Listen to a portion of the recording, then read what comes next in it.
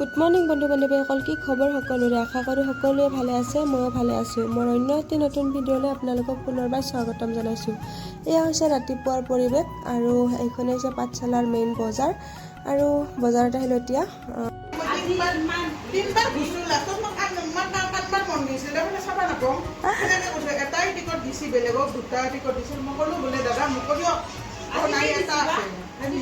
মীনাক্ষীয়ে দিছে।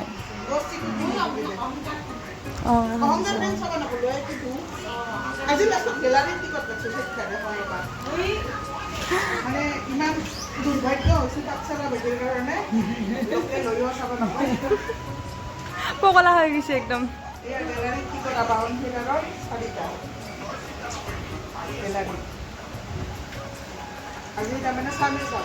চাবয়ে চাব আজি চিঞৰ পা গেলাৰীৰ পৰা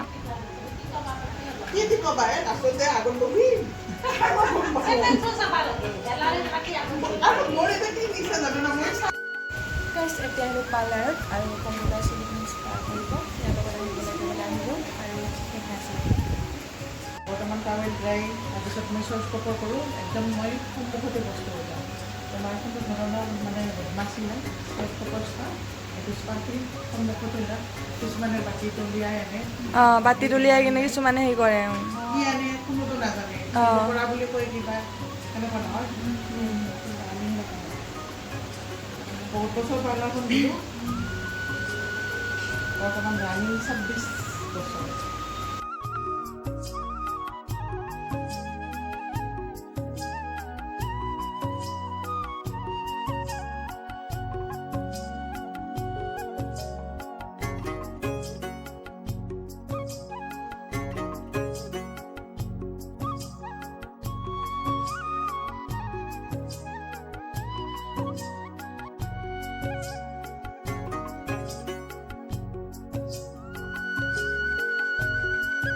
বৰ দুখৰ কথা গাইছ।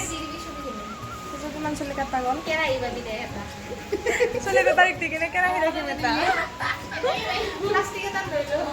কেৰাহী নকয়, এই চুলি কাটিলে তোমাৰ সেই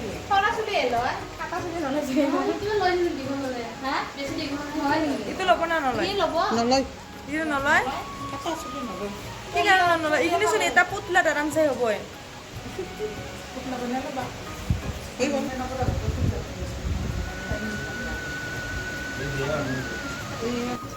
আৰু এয়া মোৰ বা মৰমৰ যোৱা বছৰে লগ পাইছিলোঁ, মোৰ চুলিখিনি ধুনীয়াকৈ কাটি দিলে। আকৌ কি হৈছে মোৰ চুলিখিনি? ভাল লাগছেনে? ভাল লাগিছে, চাই বহুত বেছি ভাল এওঁ লাগিছে। চুলি কাটিলে, এওঁৰো চুলিখিনি বহুত ৰাম আছিল। তুমি হেঁতি না ভাল লাগছে। মোৰখিনি কেনে আছিল কওক? তোমাৰ বাপৰে বাপ, এই মেটেকাৰ চুলি যেন একদম চুলিখিনি বহুত বেয়া হৈছিল। ইয়াতে ভাত খাবৰ কাৰণে যাম হোটেলত, নিৰামিষত, মানে আজি মই মাছ মাংস নাখাওঁ।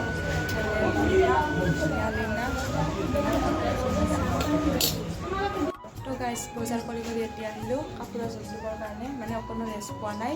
বজাৰ কৰি গৰম মাহত এতিয়া কাপোৰৰ জোখ দিবৰ কাৰণে আকৌ ৰুমত আহিলোঁ। আপোনাৰ ড্ৰেছবিলাক আমাৰ চিলাই কৰি আছে বৰ্তমান। আমাক শাৰী দিছে, কিন্তু একদম কমপ্লিট হোৱাই নাই এতিয়ালৈকে। চিলাই আছে, মই দেখাই আছোঁ বাৰু।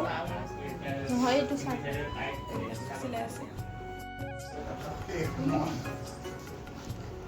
আমি এতিয়া কাপোৰৰ বিনু গাঁঠি আছোঁ, চুলিত গাঁঠিব লাগে, কিন্তু আমি কাপোৰত গাঁঠি আছোঁ। এয়া অৱস্থা আমাৰ, টোপনি না ভাত একো নাই, এইবিলাক কাম কৰিয়ে খাব লগা হৈছে। এয়া দাদা আমাৰ বহুত কষ্ট কৰি আছে আমাৰ কাৰণে একমাত্ৰ।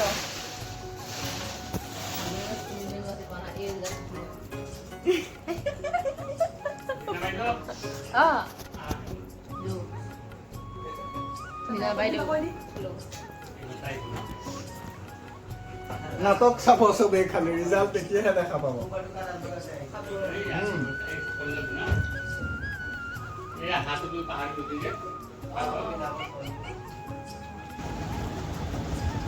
তো গাইজ এতিয়া শ্বট যাবৰ টাইম হ'ল আমাৰ। বাহিৰত একদম বৰষুণ দি আছে আৰু ভাবিলোঁ কি ৰুমতে মেকআপটো কৰি যাওঁ। মানে আমাৰ গ্ৰীণ ৰুমৰ অৱস্থা যি অৱস্থা, একদম বোকা বৰষুণত একদম মানে খোজ দিব জেগা নাই। সেইটো কাৰণে ৰুমতে মেকআপটো কৰি যাওঁ বুলি মানে আমি ৰুমতে মেকআপটো ধুনীয়াকৈ কৰি আছোঁ তিনিজনীয়ে। আৰু আমাৰ ৰুমৰ অৱস্থা চাবতে একদম মানে কি হৈ দিছে।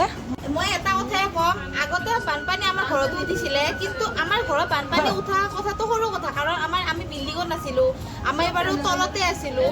কিন্তু এতিয়া যে আমি বিল্ডিঙৰ ওপৰত আছিলোঁ, বিল্ডিঙৰ ওপৰত ফাৰ্ষ্ট দেখা পাইছোঁ এনেকৈ বানপানী উঠা। ওপৰত আছোঁ তথাপিও পানী উঠিছে, এইটো আচৰিত কথা সঁচাকৈ। বাৰু বেলেগে নাই, ক'ৰবাত চাগে লিক চিক যে ফুটা আছে সোঁফালে পানী চানী সোমাইছে, কিন্তু বিল্ডিঙৰ ওপৰত বানপানী বুলি ক'লে মানুহে মানে আচৰিত হৈছে, বিল্ডিঙৰ ওপৰত কেনেকৈ বানপানী হ'ব পাৰে। আমাৰ ঘৰত আগতে উঠিছিল, আমাৰ বাৰু বানপানীৰ ওপৰত থকা অভ্যাস আছে, কাৰণ আমি গুৱাহাটীত আৰু চবেই জানে গুৱাহাটীত আগতে অকণ বৰষুণ দিলে বানপানী উঠে, তথাপি কিন্তু আমাৰ তাত আমি যিখিনি থাকোঁ সেইখিনি বানপানী নুঠে দেই, ইমান সহজে নুঠে। বহুত বেছি 4-5 দিনমান বৰষুণ দিব লাগিব, তেতিয়াহে বানপানী উঠিব। আৰু আমাৰ তাত নুঠে, কাৰণ আমাৰ জেগাখিনি বহুত ওখ কৰি লৈছোঁ। কিন্তু আগতে উঠিছিল দেই, আমিতো ইমান বানপানীৰ ওপৰতে আমাক মায়ে ভাত বনাই খুৱাইছিলে। বাৰু যিয়ে নহওক, মেইন কথাটো হ'ল আজি বিল্ডিঙৰ ওপৰত বানপানী উঠিছে, সেইটোৱে অকণমান মানে ভাবিবলগীয়া কথা আৰু সেইটোৱে ক'লোঁ। আৰু এতিয়া মই যাওঁ, মুখ হাত ধুওঁ, ওলাওঁ, বানপানী হ'লেও কিবা হ'লেও আমিতো চ'ত যাবই লাগিব, তাৰ কাৰণে ময়ো যাই সিহঁতে মেকআপ কৰি আছে, ময়ো ওলাই লওঁ। তো গাইছ এতিয়া পেণ্ডেলত গৈ আছোঁ, আৰু পেণ্ডেলৰ অৱস্থা একদম বেয়া। শুনামতে একদম বতাহ বৰষুণত একদম বোকা হৈ গৈছে। মেকআপ চেকআপ কৰি ওলাইছোঁহে, কিন্তু ঠিক নাই। এটা খুলি থৈ আহিছোঁ, ফলিং দিয়া খুলি থৈ আহিছোঁ, কৈ থৈ আহিছোঁ।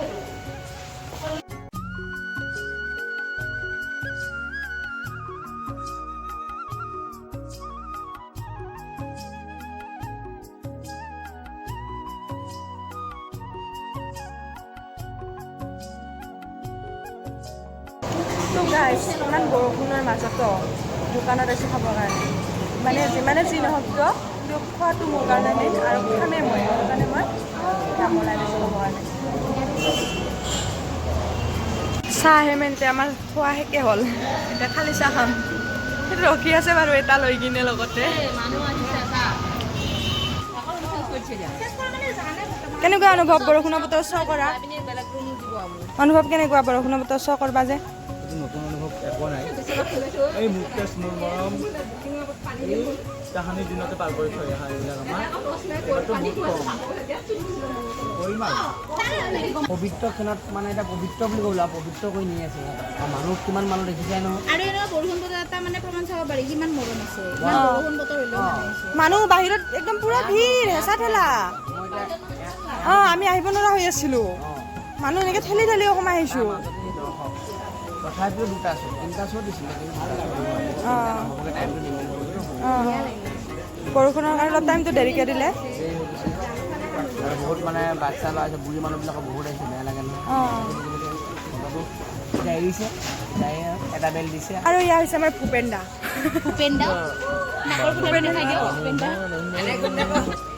অ' লেন্দা, কেনেকুৱা অনুভৱ বৰষুণৰ বতৰ শ্ব' কৰা? মানুহ কেনে হৈছে বাহিৰত চাবলৈ?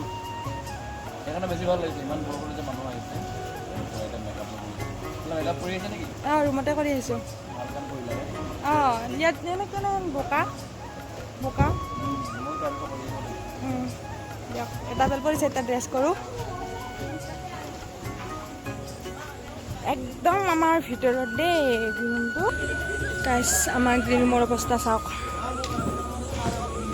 বোকা।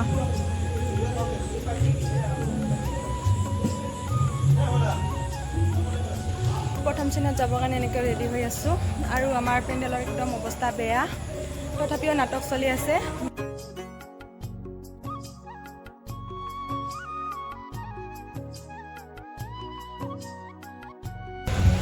তো গাইছ এয়া ছেকেণ্ড গানটোৰ কাৰণে ৰেডি হৈছোঁ, আৰু ইয়াৰ ওপৰত পাগলীত ড্ৰেছ পিন্ধিব লাগিব।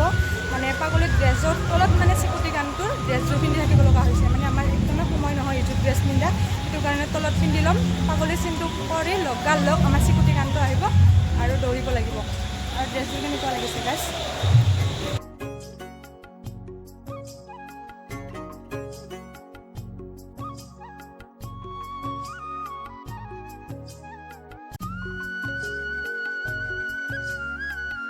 গাইছ এতিয়া আমাৰ ফাৰ্ষ্ট শ্ব' শেষ পালে, এতিয়া আৰু ছেকেণ্ড শ্ব' ষ্টাৰ্ট হ'ব, আৰু ছেকেণ্ড শ্ব'ৰ কাৰণে ড্ৰেছ পিন্ধি ৰেডি হৈ আছোঁ।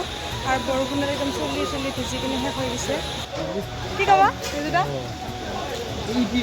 আমাৰ বোকাৰ মাজতো যে ছেকেণ্ড শ্ব' হৈ আছে সেইটো বস্তু এই ইউটিউবৰ যোগেদি চব তো গাইজ আমাৰ এতিয়া ফাৰ্ষ্ট শ্ব' শেষফালে আকৌ ছেকেণ্ড শ্ব' আৰম্ভ হ'ব ছেকেণ্ড শ্ব'ৰ কাৰণে এতিয়া পুৰি আৰু ঘুগুনি লৈছোঁ খাবৰ কাৰণে একদম বৰষুণত ভিজি নাচি আছোঁ কষ্ট হেন পোৱা নাই কিন্তু আৰু মানুহ কেনে হৈছে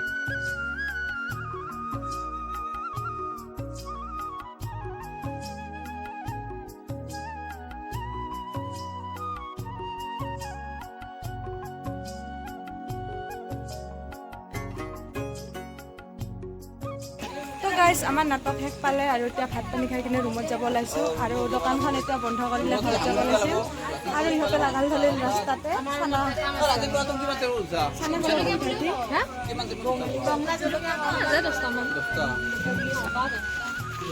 মই নাখাওঁ দেই ভাত খাই সেইবিলাক বেয়া বস্তু পেট বেয়া কৰে আজিলৈ বাই বাই আকৌ নেক্সট ভিডিঅ'ত লগ পাই আছোঁ